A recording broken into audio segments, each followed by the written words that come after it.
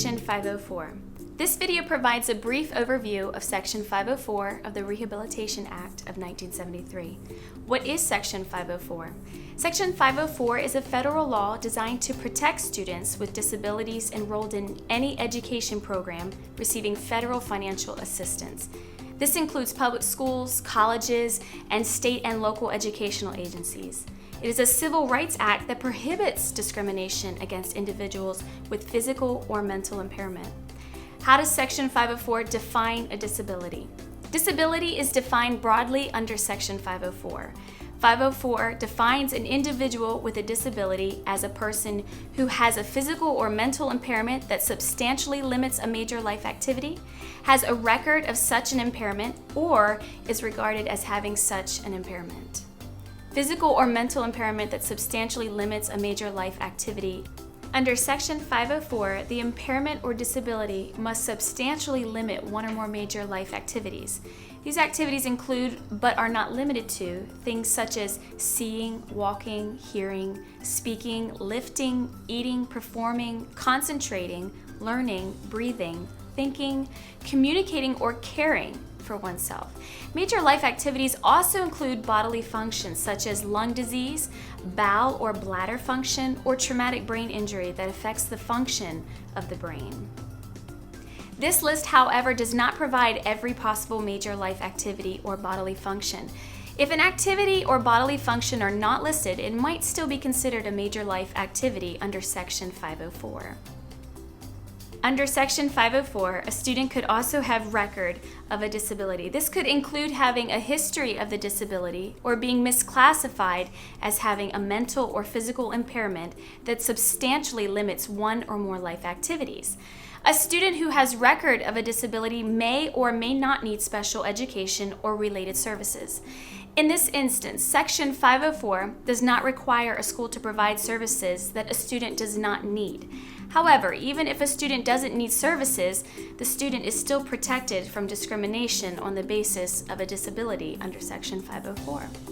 Regarded as having a disability, a student may meet the definition under Section 504 if they are regarded as a person with a disability. An example may be a student who does not have an impairment but is being treated by others as having a disability. An example of this may be denying participation or harassment of a student believed to have an illness such as HIV. Is an evaluation required under Section 504? Yes, the school must conduct an evaluation to determine if the student is a student with a disability under this act. The school must review documented information from a variety of resources, and decisions must be made by a group of school personnel who are knowledgeable about the child, the meaning of the data, and placement options. This may at times include the school nurse. It's important to note that having a disability itself does not automatically determine eligibility under Section 504. Remember, to be determined as an individual with a disability under Section 504, an individual must have a physical or mental impairment that substantially limits a major life activity.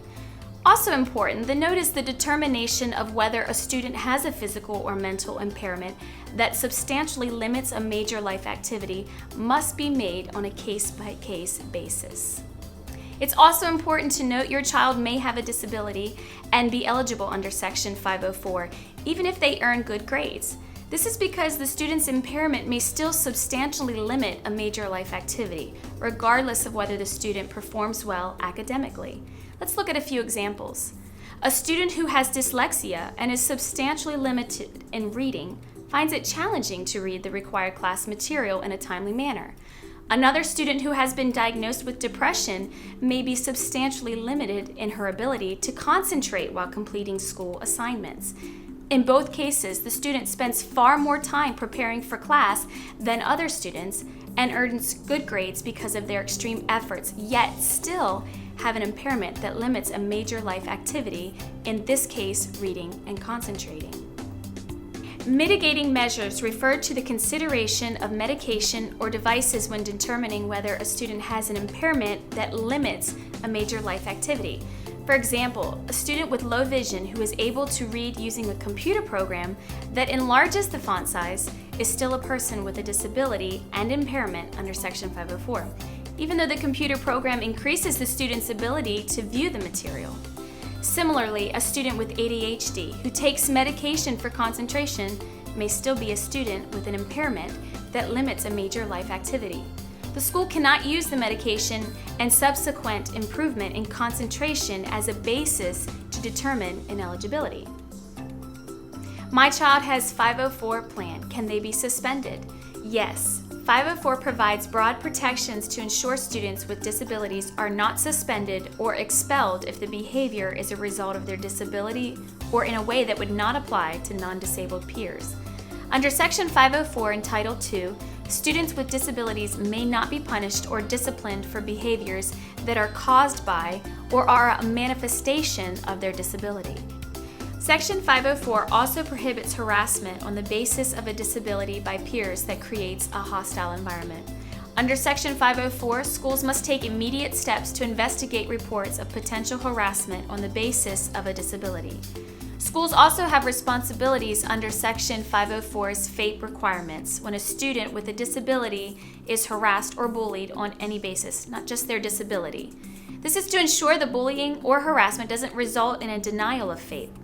FAPE may be denied when the effects of the bullying include adverse changes in the student's academic performance or behavior.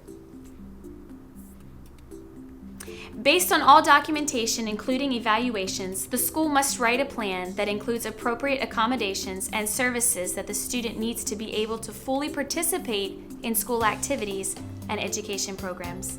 This is called a 504 plan.